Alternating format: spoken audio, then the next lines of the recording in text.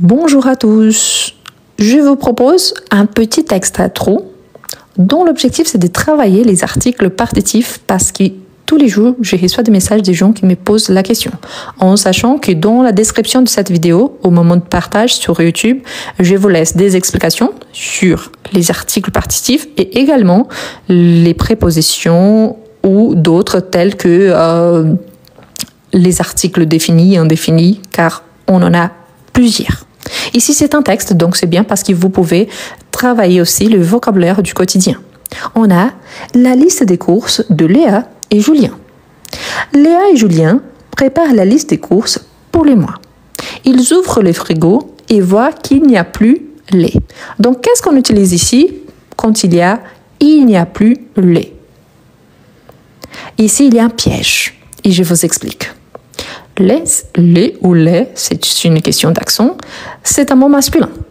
On dit « je bois du lait », par exemple. Sauf qu'on a « il n'y a plus ». Donc, on a quoi? Une négation.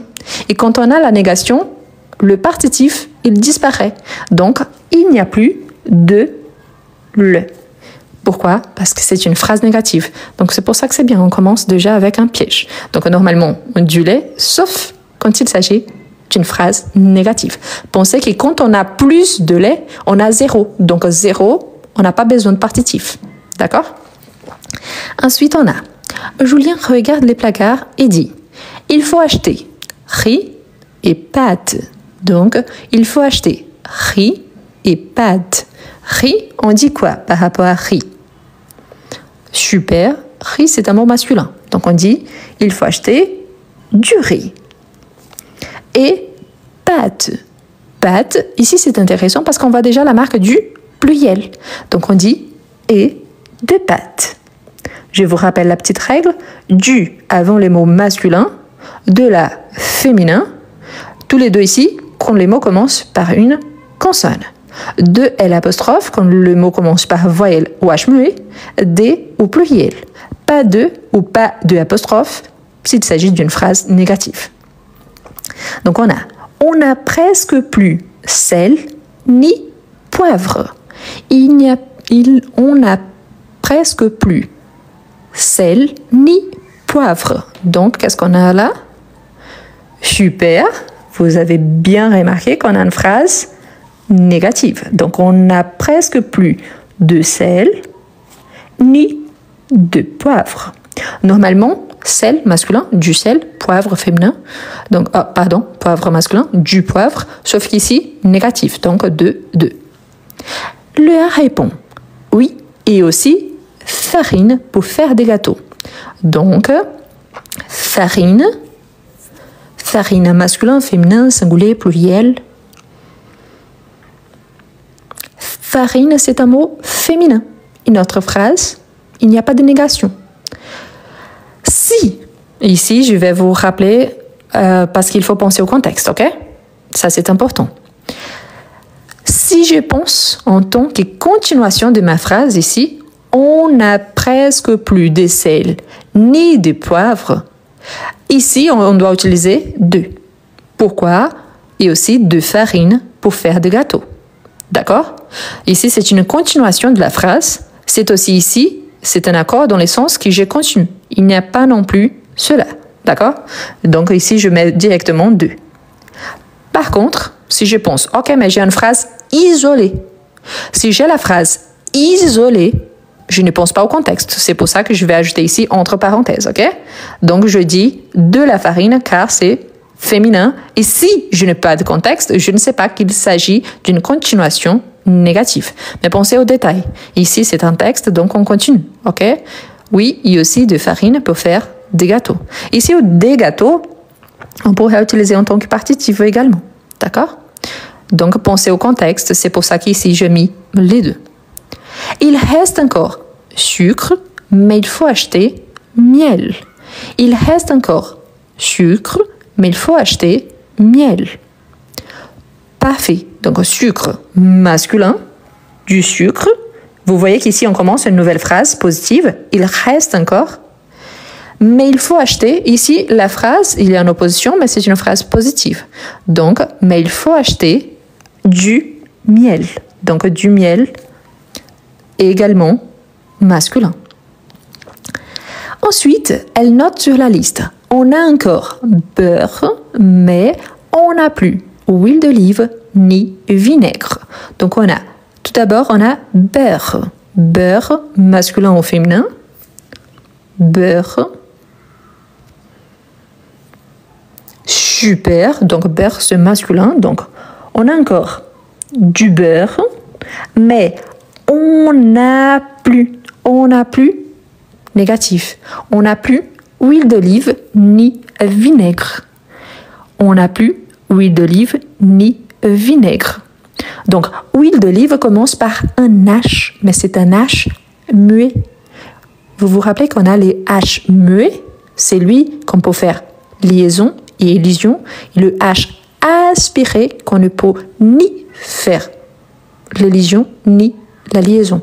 Donc ici, on dit d'huile d'olive, parce que c'est négatif, plus de quelque chose, donc plus d'huile d'olive, ni de vinaigre, car ma phrase, elle est négative. Julien ajoute, n'oubliez pas d'acheter fromage et jambon pour les sandwichs. N'oubliez pas d'acheter fromage et jambon pour le sandwich. Parfait. Donc, n'oubliez pas d'acheter. Attention, on voit toujours qu'il y a des pièges, c'est ça l'objectif. Quand on commence, il faut toujours travailler. Le début de la phrase, elle est négative, sauf qu'on a le verbe ici qui nous donne la possibilité d'utiliser la forme normale. S'il n'avait pas le verbe acheter, donc on dirait par exemple, n'oublie pas de fromage, ce qui serait bizarre. Il manque vraiment un complément.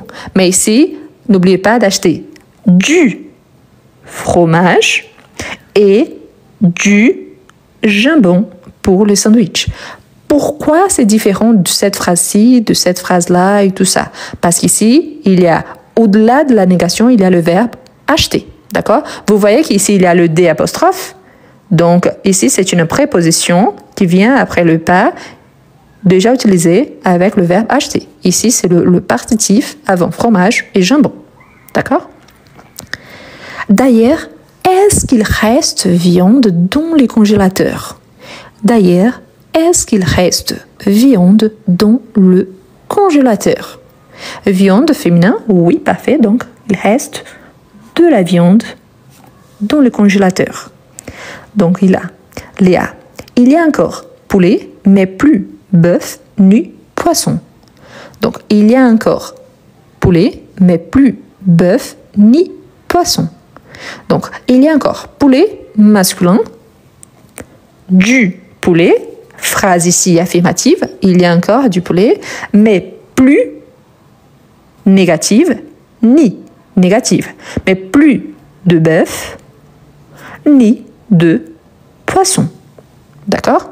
Pourquoi ici négatif, négatif? Sinon, du bœuf, du poisson, il s'agit de mots masculins. On devrait acheter aussi saucisses pour le barbecue. On devrait acheter aussi saucisses pour le barbecue. Saucisse, saucisse est un mot féminin, sauf qu'ici on a un petit détail, il y a le pluriel. Donc on devrait acheter aussi des saucisses pour le barbecue. Donc ici au pluriel, pourquoi? Parce qu'il saucisse au pluriel. Le A pense fruits et légumes. On prend pommes, bananes, oranges et raisins. On prend pommes, bananes, oranges et raisins. Donc attention, pommes. Ici, vous voyez qu'il tous, il y a la marque du pluriel. Pommes au pluriel, bananes au pluriel, orange pluriel, raisin pluriel. Du coup, on prend des pommes, des bananes, des oranges et des raisins. Sinon, si on a les mots au singulier, comment est-ce qu'on décriverait? Donc, de la pomme, mais normalement on utilise le pluriel, de la banane, de l'orange, l'apostrophe, du raisin, raisin c'est masculin. Mais voilà, ici c'est pour montrer qu'ils tous sont au pluriel, donc j'utilise tous des. Oui, il y a aussi fraises et un pot cerises, si elles ne sont pas trop chères. Donc, il y a aussi fraises, donc fraises également au pluriel. Donc, il y a aussi des fraises. Je vous rappelle, fraises, c'est féminin, mais ici, au pluriel. Attention, ce qui vient ensuite. Pourquoi? Si on regarde seulement les mots, on a cerises au pluriel. Par contre, ici, on a une quantité. Un pot de quelque chose. Donc, un pot de cerises. C'est la même chose que beaucoup de cerises. Donc, quand on a une quantité, c'est qu'on appelle d'adverbe de quantité. Donc là, il est limité. Un pot de quelque chose. Un pot de cerises. OK? Si elles ne sont pas trop chères. Ensuite, Léa ajoute. Pour les légumes, il faut acheter carottes, courgettes, poivrons et beaucoup tomates. Donc, on regarde le même détail. On a carottes au pluriel, courgettes au pluriel, poivrons au pluriel. Donc, il faut acheter des carottes, des courgettes, des poivrons. Et beaucoup, c'est un adverbe de quantité. Beaucoup de tomates. Même si on a le pluriel, ici, le D, il fait l'accord avec beaucoup. OK? Il va nous limiter par rapport à la quantité. Un pot de, beaucoup de. D'accord? Beaucoup de tomates. Après, c'est que je vous recommande également tout ce qui est écrit au pluriel, cherchez la version au singulier. Comme ça, vous le saurez une prochaine fois s'il faut utiliser du ou de la ou de l'apostrophe. Par exemple, de la carotte, du poivron, de la courgette, car féminin, masculin. Tomate, c'est féminin. De la tomate. Donc, c'est bien parce que vous apprenez également les genres des mots. OK? Ensuite, on a. Et n'oublie pas de prendre également oignon et ail pour cuisiner. Donc, de prendre également oignon, ail. Donc, oignon pluriel, donc des oignons pluriel, et ail singulier. Donc, singulier commence par voyelle. De l'ail. OK? De l'apostrophe, car les mots, ils commencent par voyelle, donc, et au singulier, pour cuisiner. Enfin, il pense aux produits ménagers. Il nous faut lessive, savon et papier toilette, dit Julien. Il y a aussi liquide vaisselle. Donc, il faut lessive. Lessive masculin, féminin, singulier, pluriel. Donc, tout d'abord, on voit qu'ici, on a du singulier. Il nous faut lessive, donc, masculin, féminin, du, de l'apostrophe. De la lessive, c'est qu'on utilise pour faire le linge, ok? Lessive. Faire la lessive, c'est ça, faire le linge. De la lessive, savon. Savon, singulier, donc, oui. Du savon. Papier toilette ou PQ. Donc, papier toilette, c'est qu'on utilise aux toilettes, bien évidemment. Super, papier masculin et du papier toilette. Et aussi, liquide vaisselle. Liquide vaisselle, masculin ou féminin. Liquide, c'est un mot masculin. Donc, on dit du liquide vaisselle. Julien regarde la liste et soupire. Avec tout ça, on va en avoir pour une fortune. Attention, ici, on a les pronoms on. On va en avoir pour une fortune. Pourquoi on a les pronoms on ici? C'est-à-dire par rapport à tout ça, ok? Tout ce qui a été acheté. Donc, on va en avoir pour une fortune après acheter tout cela. Ça va nous coûter très cher. Liari, il répond, oui, mais au moins, on aura tout ce qu'il faut. Donc, on parle plus vite, tout ce qu'il faut, ok? Tout ce qu'il faut. On parle plus vite, normalement, on n'entend pas bien le C. Tout ce qu'il faut, tout ce qu'il faut. Bien, je vous le relis maintenant avec toutes les réponses. La liste des courses de Léa et Julien. Léa et Julien préparent la liste des courses pour les mois. Ils ouvrent le frigo et voient qu'il n'y a plus de lait. Julien regarde les placards et dit « Il faut acheter du riz, et de pâtes. On n'a presque plus de sel ni de poivre. Léa répond, oui, il y a aussi de farine pour faire des gâteaux.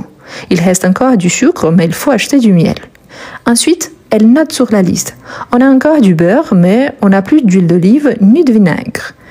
Julien ajoute, n'oubliez pas d'acheter du fromage et du jambon pour les sandwichs. D'ailleurs, est-ce qu'il reste de la viande dans les congélateurs?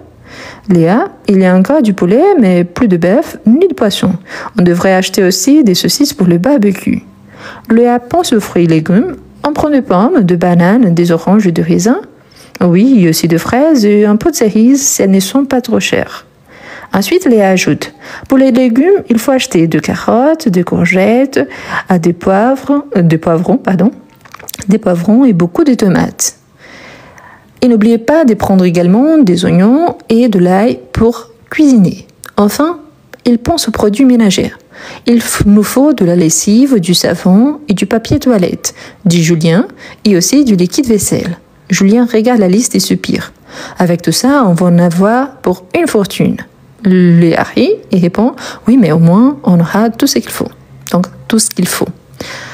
Voilà notre petit texte. Ce qui est très, très intéressant ici. Pensez toujours que quand on a une phrase négative, le partitif, il disparaît, ainsi que chaque fois qu'on a une quantité précise dans notre phrase, comme ici, un peu ou beaucoup, même la quantité, 1, 2, 3, ou alors ce qu'on appelle les quantités indéfinies, un pot D, assez, une boîte, donc c'est une quantité indéterminée. C'est important également car ici on a beaucoup de pluriels. D'après, pour vous entraîner, cherchez l'option au singulier, comme ça vous allez bien remarquer s'il s'agit du masculin ou du féminin, s'il commence par consonne ou voyelle, et là s'il faut utiliser du, de la ou de et l'apostrophe. Pensez toujours que le partitif en français, il est obligatoire à chaque fois qu'on ne précise pas une quantité ou qu'on ne peut pas mesurer quelque chose dans notre phrase. C'est important car on n'a pas d'équivalent dans la plupart des langues, donc c'est pour ça que parfois on se trompe. Au moment de vous partager sur ma chaîne YouTube, je laisserai, comme je vous ai dit, le lien dans la description de la vidéo et également dans les premiers commentaires épinglés des vidéos où je vous explique le partitif en détail et également d'autres articles qu'on utilise beaucoup en français. D'accord? Pour ceux qui sont arrivés après, c'est notre deuxième exercice. On travaille avec des textes à trous, c'est-à-dire des textes qu'il faut compléter avec quelque chose, une information, ici les partitifs. Je vous invite à vous abonner à ma chaîne YouTube. Pourquoi? Parce que là-bas, il y a les vidéos complètes. Parfois, quand je vous partage ici sur TikTok, il y a seulement un petit extrait très très rapide d'une minute, 1 minute et demie. Croyez-moi, les gens ne regardent pas 3 minutes. Et c'est pour ça que je vous partage directement sur YouTube la vidéo complète. Ne vous inquiétez pas, au moment du partage, je découpe. Donc, je partage que le premier exercice, ensuite que le deuxième. Pourquoi? Parce que les gens ne regardent pas non plus jusqu'à la fin. Donc, ils ne voient pas la vidéo complète. C'est pour ça que c'est intéressant de bien regarder parce qu'il y a toutes les explications. La plupart des temps, quand vous me demandez « Ah, faites une vidéo à ce sujet », il y a déjà la vidéo disponible sur ma chaîne YouTube. Il y a à peu près 1000 vidéos déjà disponibles. Je vous recommande également, il y a mon e-book « Comment mieux écrire en français ». Pour ceux qui ont beaucoup de difficultés avec la production écrite, attention, ça c'est la grammaire. Ok? Grammaire, c'est les articles, les verbes, les pronoms, ça, grammaire. Comment mieux écrire en français? Il y a des astuces pour mieux écrire un texte. Comment faire une introduction? Comment développer un argument? Comment faire une conclusion? Quels sont les mots connecteurs? Donc ça, vous allez trouver ici. Ok? Comment mieux écrire en français? Je conjugue, c'est pour les débutants. Pourquoi? On commence avec le présent de l'indicatif. Parfois, on dit « Ah, mais c'est pas important ». Je vous rappelle que la plupart du temps, on s'exprime à l'oral en utilisant le présent parce que c'est le ton qu'on en parle. Et en plus, c'est la base de la plupart des temps verbaux. En français, on a, selon les spécialistes, entre 23 et 25 tons verbaux. Pourquoi entre 23 et 25? Parce qu'il y a certains qui ne sont pas considérés et d'autres qui le considèrent. Au moins 14 ou 15, la base, c'est le présent. On a vu, par exemple, le présent. Pour utiliser le passé composé, j'ai besoin des auxiliaires être et avoir conjugués au présent. L'imparfait, la base de l'imparfait, c'est le radical de nous au présent. Le futur simple, la base vient du présent. Donc, si je ne connais pas bien le présent, c'est impossible de bien utiliser les autres temps verbaux. D'accord? Et le passé composé, parce que le passé composé lui-même, parfois, on a de facilité. Mais quand on a tous les verbes irréguliers, et surtout les verbes qu'on a, l'auxiliaire être, l'auxiliaire avoir, il faut faire l'accord avec être, il ne faut pas faire l'accord avec être. Très rare, mais ça existe. Il faut faire l'accord avec avoir. Donc, là, ça commence à poser des problèmes. Donc, il y a toutes les conjugaisons, tous les participes, beaucoup d'exercices, beaucoup de textes pour travailler le passé composé et tous les accords nécessaires. D'accord? Donc, voilà. Les prix, ces 3 e-books ici sont payants. 11 €, 4 €, 5 €. Mon favori, c'est celui-ci. Ah, parce que c'est le plus cher? Non. Parce qu'avec lui, vous travaillez la compréhension orale, la compréhension écrite. Le texte, il est tout écrit en français. Vous travaillez la production écrite, mais vous pouvez vous exprimer à l'oral. Donc, vous travaillez toutes les compréhensions et en plus, vous améliorez votre niveau de grammaire. Donc, c'est vraiment excellent.